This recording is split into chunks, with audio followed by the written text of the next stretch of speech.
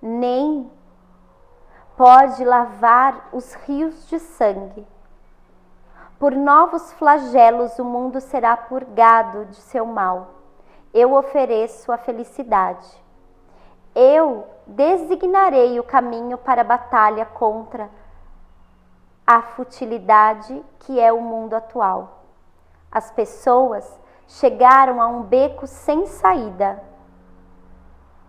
mas um raio revelará a saída, e o trovão vai despertar os adormecidos. Montanhas cairão na terra, lagos foram drenados de suas águas, cidades foram engolidas por inundações. A fome mostra seu rosto. No entanto, o espírito da humanidade permanecerá impassível, intocável. Vá ensinar, estenda a mão e ajude. Parece que você imaginar que isso foi escrito há tantos anos e parece que faz parte desse momento, né?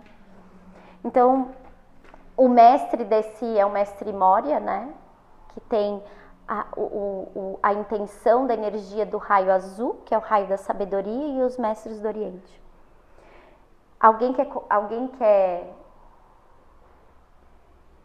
explanar, dizer alguma coisa sobre a frase ou não? Posso falar? Quer, Lu? Não? A água não pode extinguir o fogo que irá purificar o mundo. Para mim, quando eu leio essa primeira frase, eu lembro que todos nós estamos vivendo um momento planetário que é um momento de fogo mesmo, um momento de expurgação, um momento de queimar coisas que não servem mais. Se a gente avaliar a nossa vida hoje, provavelmente de 2 a 3 anos para cá, ou um pouco menos, algum rompimento nós tivemos na nossa vida, alguma coisa teve que ser tirada desse aspecto da matéria, porque o fogo tem esse poder de transformar aquilo que é sólido em simplesmente fumaça. Então, todos nós, tenho certeza, se não passamos ou estamos passando por momentos de provação, que fala, nossa, tenho que queimar isso tem que ir embora, isso tem que se transformar para que eu possa viver uma vida melhor. E aí ele fala assim, que a água não pode acabar com isso, né? Então, a gente precisa entender, tem uma coisa que eu gosto muito no budismo, que ele fala assim, que eu acho que o caminho, as lições de Buda colocam a gente de prontidão, e ele fala de uma forma como se todos nós, realmente todos nós, pudéssemos alcançar o estado de budeidade. E quando ele entra nesse estado de iluminação e ele dá o primeiro ensinamento, o primeiro ensinamento é dukkha. O mundo é sofrimento. O que ele está querendo dizer com isso? João Evangelista também dizia isso, que o mundo é uma tormenta. Né? O que ele está querendo dizer com isso? Que não adianta, o mundo, a gente está aqui e vai passar por processos de sofrimento. Mas quando ele fala isso, ele também quer dizer assim, você não precisa viver no mar dessa lama. Eu não preciso viver nessa roda. Né? Se a vida, estar encarnado é provação, é ter que viver em sofrimento, eu não preciso estar todo o tempo tomando isso como uma verdade. Então, tem 2 olhares para isso, que é sentir dor é inevitável. O sofrimento é. A vida é um sofrimento, mas eu não preciso viver nele. O meu momento é um momento de dor, mas eu não preciso. É um momento de sofrimento, mas eu não preciso viver no sofrimento. Se você toma uma pancada no joelho, o que você sente? Inevitável. Você vai sentir dor. Aí termina a dor e você continua, ai meu joelho. Aí você passa uma semana dizendo, ai meu joelho, mas nem tá mais doendo. Mas você continua dizendo, ai meu joelho. A gente faz isso por questões simbólicas na vida. Alguém faz alguma coisa pra nós, a gente não gosta e aquilo dói no coração. E aí a gente passa semana, meses, anos e séculos levando aquela mesma dor no coração. A gente desencarna e continua com aquele mesmo conflito. Não conseguiu ressignificar, não conseguiu dar sentido à tua história. Então assim, sentir dor é inevitável, sofrimento, a vida é um sofrimento. Mas eu não preciso estar no sofrimento, né? E aí eu acho que quando ele fala assim, a água não pode extinguir esse fogo, tem coisas que como uma energia coletiva que a gente está vivendo, um processo coletivo, a gente vai ter que viver, né? A gente pode continuar orando e rezando para que as coisas melhorem, meditando para que as coisas melhorem, mas tem coisas que precisam acontecer para que haja uma mudança melhor, né? Eu gosto quando ele fala assim, as pessoas chegarão a um beco sem saída. Adoro essa frase. É duro ouvir isso, é muito duro ouvir isso, que a gente vai chegar num beco sem saída. Mas eu acho tão lindo isso, porque se a gente pensar tão simbólico que a flor de lótus nasce do lodo e consegue perfumar, e o perfume dela não se deixa penetrar pelo lodo que ela vive, isso é a nossa vida. Uma hora a gente vai chegar num beco sem saída, uma hora a gente vai falar assim, vou ter que fazer yoga, vou ter que fazer terapia, vou procurar um grupo de meditação. Uma hora a gente se vê sem saída, porque ou é isso, ou a gente começa a tomar remédio. Você concorda? Ou a gente faz isso, ou a gente começa a tomar remédio. Eu não sei o que eu estava escutando. Ah, alguém me disse assim, nossa, você acredita que eu tô com um conflito e tal? E aí, alguém falou, você tem que ir no médico. E aí a pessoa foi. E a pessoa nem quis ouvir qual era o meu problema. Ela falou assim, o seu remédio é esse aqui. E aí ela chega com o remédio pra mim. Toma ou não tomo? Eu falei assim, tem muitos outros remédios. O remédio do dar risada, o remédio do fazer yoga, o remédio de fazer acupuntura, o remédio de... Tem muitos outros remédios. O remédio que você vai tomar é uma escolha sua, né? Então, todos nós, como energia coletiva, estamos num beco sem saída. Senão a gente não estava aqui, né? A gente podia estar em outro estado de transcendência, cada um meditando na sua casa e conversando telepaticamente um com o outro, e dizer, nossa, que vida linda que a gente tem. Não estamos nesse lugar ainda, mas ainda, mas a gente está caminhando para isso. Mas é tão simbólico que ele fala assim, montanhas cairão na terra, lagos foram drenados de suas águas e cidades foram engolidas por inundações. A gente está vendo catástrofes, né? Catástrofes.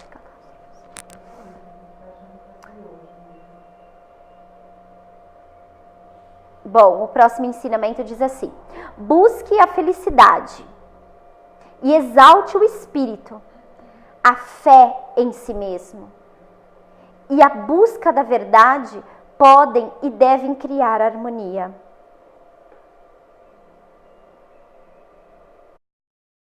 Então, quando... Eu não sei porque eu tô falando de Buda hoje. Mas, enfim. E aí... a segunda coisa que ele diz é assim, ó. Se eu viver na roda do Sansara, que essa roda assim, hoje eu tô bem, amanhã eu não tô, hoje eu tô bem, amanhã eu não tô, hoje tá sol, amanhã tá frio, hoje eu tô alegre, amanhã tá triste, que muda de humor no mesmo dia 5 vezes.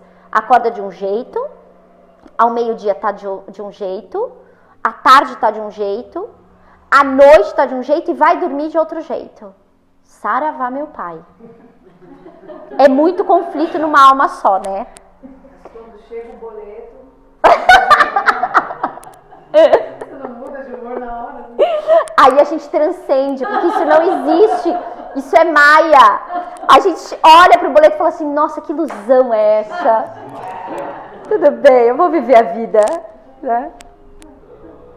Então, eu acho que a fé em si mesmo é um ponto tão importante, porque quando a gente sai da roda desse sofrimento e olha a vida de um outro lugar, a gente começa a ter mais fé em nós.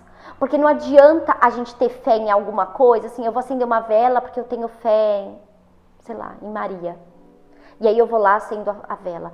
Vou na igreja, vou no templo, me ajoelho, tenho fé. Mas se eu não tenho fé em mim, não adianta, porque você não tem fé em Deus. É mentira.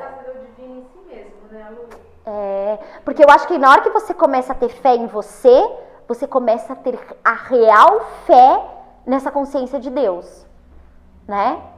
E aí, obviamente, na hora que você acende uma vela, você fala assim, nossa, preciso pagar o boleto, acende uma vela, o dinheiro aparece. Porque eu tenho tanta fé em mim que eu cocrio aquilo que eu quero, né? Então, ai, amor, será que você pode pegar um pouco de água? Minha garganta não tá aguentando. Aí o outro ensinamento é, eu te concedo alegria do amor pela pátria do mundo. Ai, que lindo isso. Eu te concedo alegria de amor pela pátria do mundo. Você vai conhecer o amor pela humanidade. Eis que te conduzo para a alegria celestial do Espírito. Não se desvie do caminho da subida. Que lindo, né? Obrigada. É tudo... Parece que é tudo tão para hoje, não é? Porque a gente está vivendo tão um conflito planetário, né? As pessoas estão vivendo, eu fico toda hora saindo. Por isso que eu não assisto mais jornal. Minha mãe diz assim, você é uma pessoa que se disser no noticiário não saia na rua, você vai ser a única, Luciana, porque você não assiste nada. Não assisto mesmo.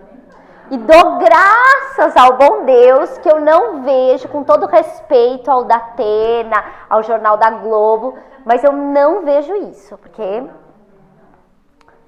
eu prefiro ver o melhor, né? E quando alguém mete o pau em alguma coisa, seja do governo, em qualquer que seja, não vou entrar em discurso político, mas quando alguém reclama de qualquer coisa, eu digo assim, ó, tá tudo certo. Pode ser que não seja o melhor lugar que nós estamos vivendo, mas é o melhor ensinamento que nós estamos tendo. Porque nunca eu vi tantas pessoas engajadas a meditar, a rezar, a fazer yoga. Porque a coisa está tão feia lá fora, porque nos resta rezar. Não tem outra... E aí quando ele fala assim, você vai conhecer o amor pela humanidade. E aí vem um lugar que eu acho que também é importante, que assim, se eu não tenho fé em mim mesmo, eu não tenho fé lá fora. Eu não tenho fé numa outra consciência. Eu não tenho fé na vela, eu não tenho fé. E se eu não tenho amor próprio, eu não vou conseguir amar o outro. Se eu não amo profundamente a minha existência, o meu ser, exatamente como ele é, eu não consigo amar o outro, né? Então, eu sempre digo para os meus pacientes assim, ó, quando você está com um processo delicado com alguém, veja essa pessoa como uma criança. E aí você para de criar qualquer embate. Porque você briga com uma criança. Se você chega num orfanato e tem aquela criança que é a mais difícil de lidar. É aquela criança que bate, aquela criança que fala palavrão, aquela criança que xinga e é a criança que mais precisa de amor. E aí você não vai dar amor? Só porque ela tem um conflito? Então quando você aí pensa, porque todo mundo tá pensando, eu tô vendo até as formas pensamento aí em cima. Não, eu tô vendo as pessoas que vocês estão pensando que vocês têm conflito. Então quando você tá pensando na pessoa que você tem conflito, você pensa assim, ó, olha pra ela como uma criança. Vou dar uma palmada. Não! Quando você tem um filho, quem é mãe ou tem sobrinho, enfim, que o filho tá dando chilique, que grita, tá gritando, dando chilique, a gente vê isso em casa. A Laís de vez em quando dá esses chiliques. Se a gente olha pra ela e dá uma bronca, firme, ela vai continuar dando chilique. Se você agacha e fala assim, ó, tá tudo bem, vem aqui, isso vai passar? Desculpa. Ela na hora pede desculpa. Desculpa, mamãe. Na hora vai pedir desculpa. E isso serve para toda categoria. Então, se você tem alguém que tem um embate, ao invés de você continuar criticando, e aqui ele está falando da humanidade, então ao invés de a gente criticar a nossa humanidade, qualquer que seja a crítica, acolha, coloque amor, né? você vai ver que você vai perder algumas pessoas do seu meio, porque vai falar, nossa, essa pessoa só fala, é tão zen, né? A gente quer criticar, quer meter o pau, e a pessoa não dá oportunidade, né? Você vai ver que você vai perder alguns amigos. Mas a sua vida vai ficar muito mais amorosa.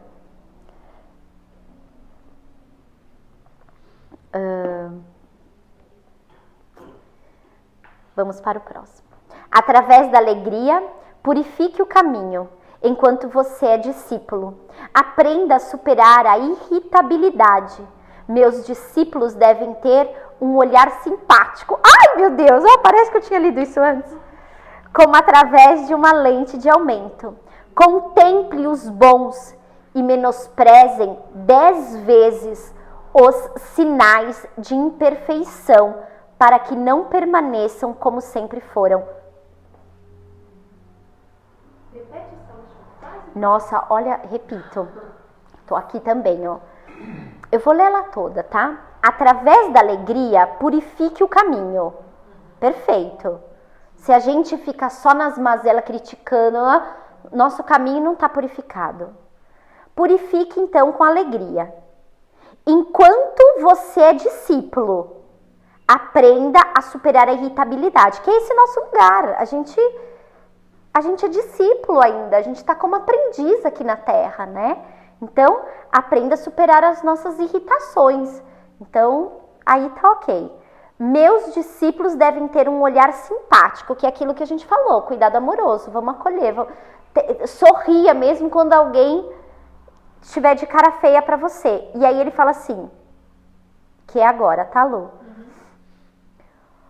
Como através de uma lente de aumento, contemple os bons e menosprezem 10 vezes os sinais de imperfeição, para que não permaneçam como sempre foram. Que acho que esse menosprezar não quer exatamente menosprezar. Né? Menospreze, na verdade, o olhar... porque às vezes quando a gente olha para alguém, a primeiro momento, às vezes a gente vê a imperfeição. Sim, é que essa palavra menosprezar tem todo sentido para mim, então eu entendi. Menospreze... minimizar exatamente. Como a gente faz isso, né? A gente adora olhar no outro e dizer coisas do outro, apontar o outro e esquece de olhar pra gente. Não vou nem falar nada sobre isso, a gente deveria parar agora e meditar, né?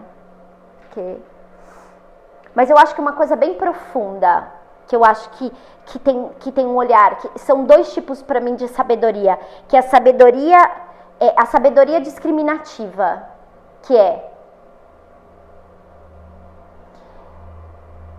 vamos supor que todos nós aqui temos esse desvio, às vezes eu olho e critico. Então a sabedoria discriminativa é, eu fiz uma ação, mas eu paro para observar. Porque tem gente que faz e nem se dá conta que fez. Então, quando eu tenho uma atenção plena, a sabedoria discriminativa é isso. Eu olho de fora da situação, né? E a sabedoria da causalidade, que é a segunda sabedoria, eu saio da causa e efeito disso. Isso teve um efeito, mas eu não entro nesse redemoinho. Eu consigo sair desse sistema da causa e efeito. Conseguiram entender isso? Essas duas sabedorias, sabedoria discriminativa e da causalidade, né? Acho que vem muito de encontro. Quando a gente começa a afinar o nosso olhar para o outro, a gente tem que, ou para qualquer situação da vida, a gente tem que ter essas duas sabedorias.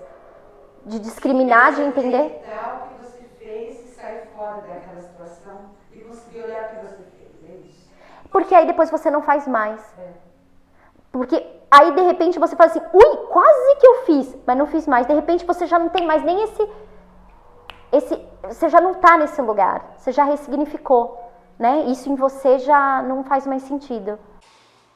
Mas eu acho tão importante assim que você trouxe, da gente não dar ênfase para o negativo, dar ênfase para o positivo. Isso é transformador, né? Sim. Os próprios terapeutas de Alexandria, eu acho que tinha essa visão de quando vinha alguém doente, não dá ênfase ao problema, dá ênfase ao que era bom. E ia dando ênfase negativo, a gente está aumentando o negativo. E voltando cada vez mais sólido. Né? E em vez de olhar o positivo, né? Tem uma coisa que eu gosto. Uma coisa que é linda dos terapeutas de Alexandria é que quando alguém dizia que era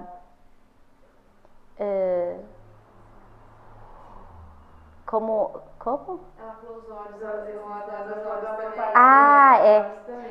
Os terapeutas de Alexandria diziam quando uma pessoa era ateu, ele dizia que era uma pessoa doente dos olhos.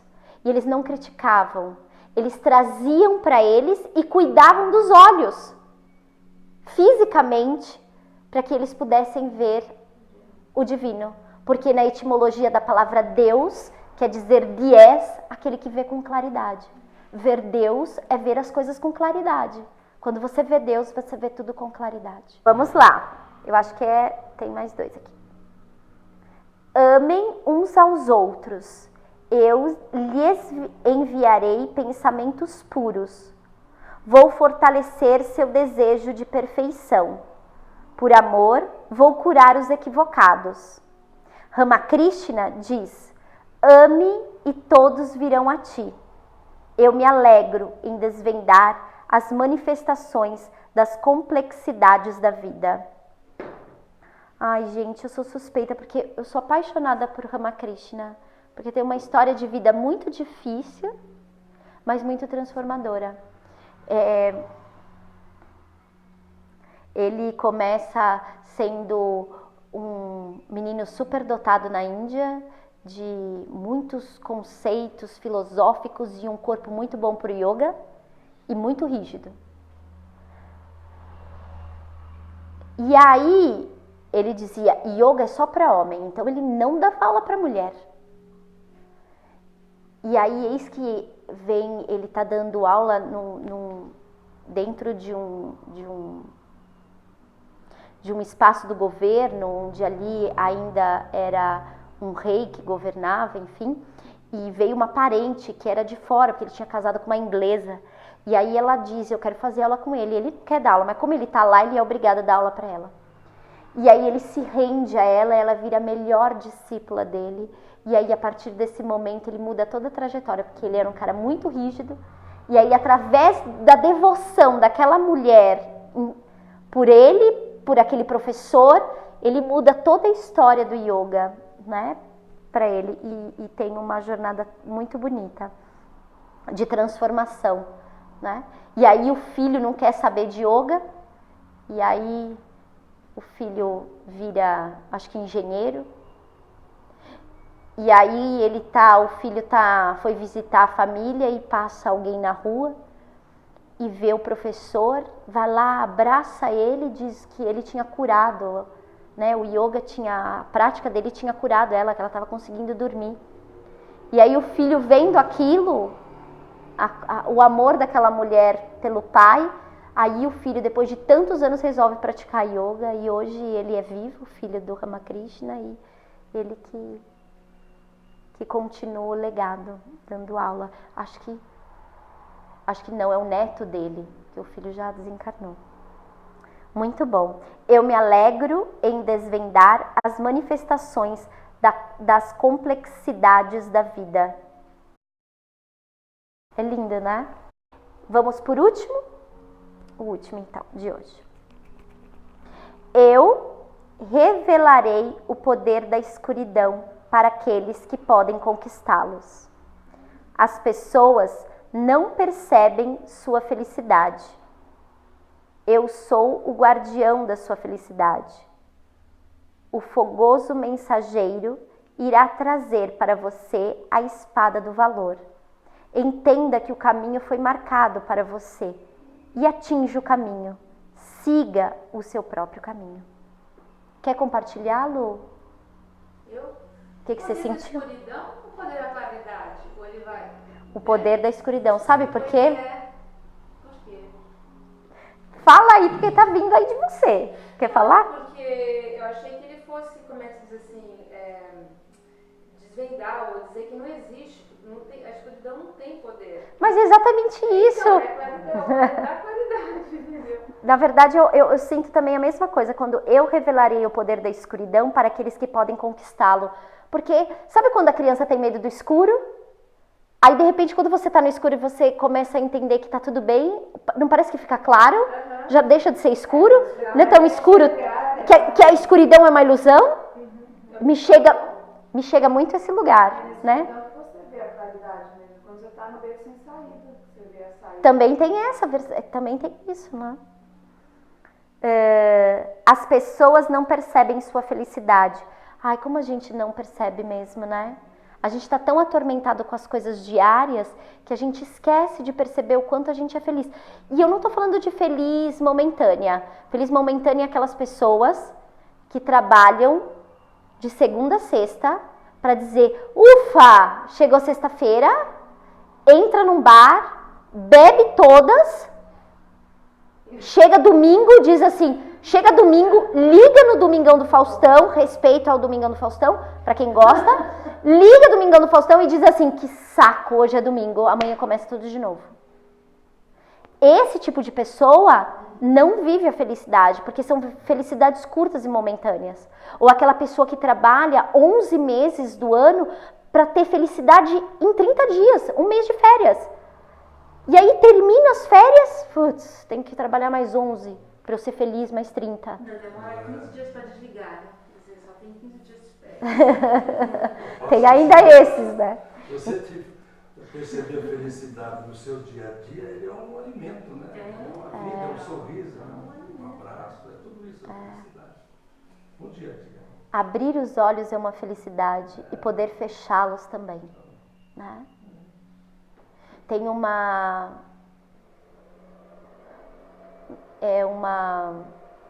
um sistema que é da medicina paliativa, que trabalha muito a felicidade do agora. Porque trabalha... Alguém já ouviu falar sobre isso? São pessoas que estão em terminais e que eles prezam por momentos de felicidade. A morte não é uma coisa ruim, vamos deixar com que elas ressignifiquem o que elas precisam ressignificar, dizer perdão para quem elas precisam dizer perdão, né? Sem dopar, né? E sentir, e a base é a felicidade. Vamos deixar o dia de hoje o dia mais feliz. Como que essa pessoa, ela quer um bolo? Dê bolo para ela. Os médicos fazem ao contrário. Não pode. Não, gente, dê bolo. Aí uma queria ficar com o cachorro. Traz o cachorro para o hospital. Deixa ela ficar com o cachorro.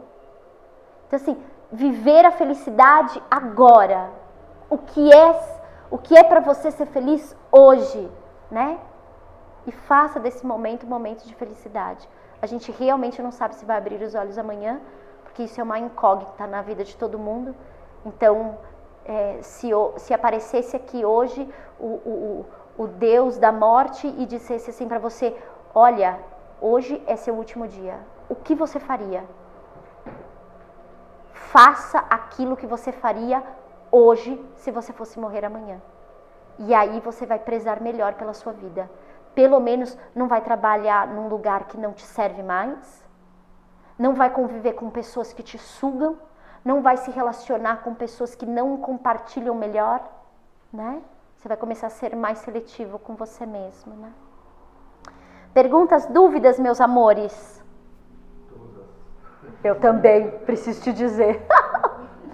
Também. Eu também. Muito bonito, não foi?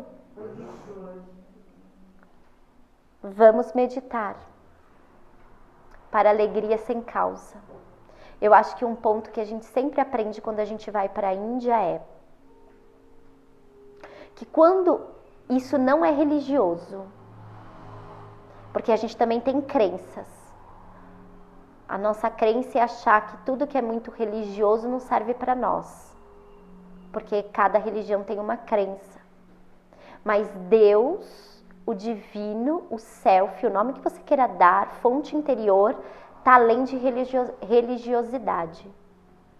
A gente só vai conseguir sentir alegria sem causa a felicidade completa quando a gente colocar essa consciência divina no centro do nosso coração.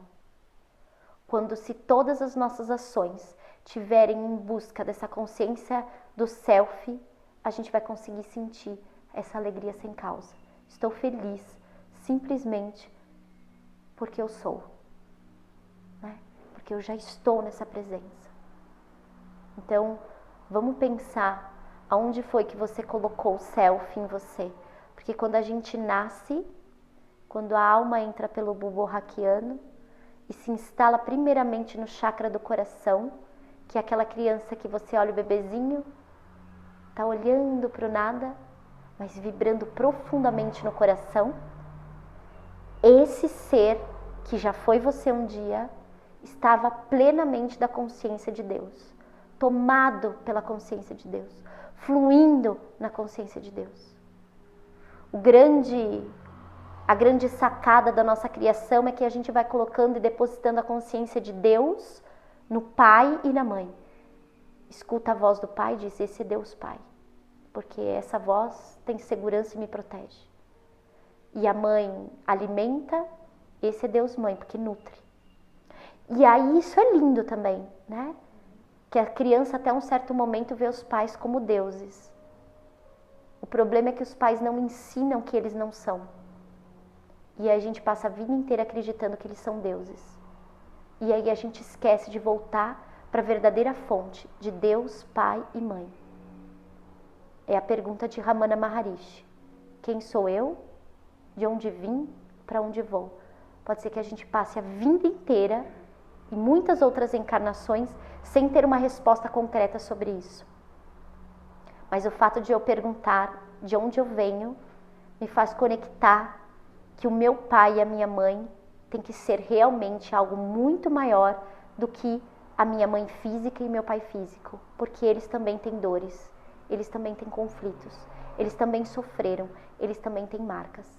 Então eu não posso criticá-los, né? Preciso honrar e perceber que a fonte de Deus, Pai, e a fonte de Deus, Mãe, é muito maior do que o aspecto físico da Terra, né? Vamos tentar meditar sobre isso, colocar essa fonte de Deus, Pai e Mãe, para encontrar essa alegria sem causa, tá bem?